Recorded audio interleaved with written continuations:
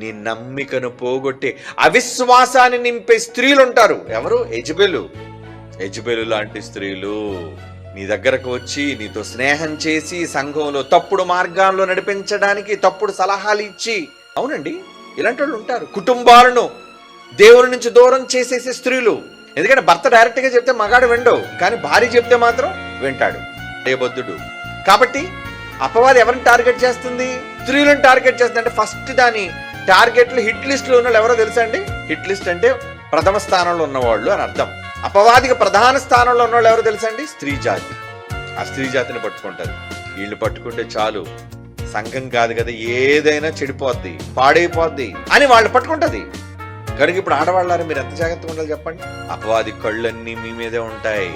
ఎక్కడ అవకాశం దొరుకుతుందో మీ ద్వారా సేవను పాడు చేసేయాలి, మీ ద్వారా ప్రమాదాలు కొని తీసుకురావాలి అని మీరు ఆలోచించుకోవాలి. అమ్మో నేను ఎక్కడైనా సేవకు విరోధంగా ఉన్నానా, ఎక్కడైనా నేను తప్పుడు సలహాలు ఇస్తున్నానా, ఎక్కడైనా నేను తప్పుడు మాటలు మాట్లాడుతున్నానా, ఎక్కడైనా నా వల్ల దేవుని పని అభ్యంతరం అవుతుందా?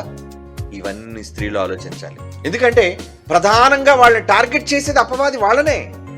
సొలొమోను అంతటి వ్యక్తి మనస్సు త్రిప్పేశారటండి. మరి అతని జ్ఞానం ఏమైంది? అతని వివేచన ఏమైంది? భయంకరమైన మనస్తత్వం కలిగిన స్త్రీ మంచిదా అంటే మంచిది కాదండి.